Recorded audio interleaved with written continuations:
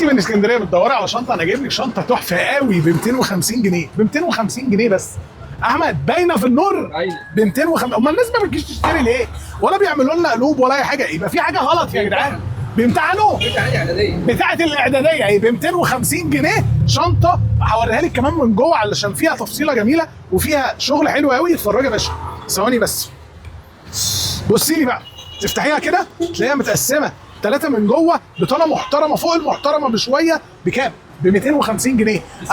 250 جنيه، 250 جنيه عند سيكو في اسكندريه. لو عايزه العنوان ما تكتبليش في الكومنتات عشان ما فيش حد بيرد على الكومنتات، عارفه؟ ولا اكتبي لي هقول لك العنوان فين. احنا في شارع الليبال، عارفه شارع الليبال؟ تخشي شارع الليبال تسالي فين عماره رقم 13 يا جماعه، 13 شارع الليبال. خشي شارع الليبال قولي فين عماره رقم 13، هي دي محل سيكو. حلو. وعندك بقى في سما باشا شارع اسم الرمل، الشارع اللي على نصيته لمسه بتاع المجوهرات.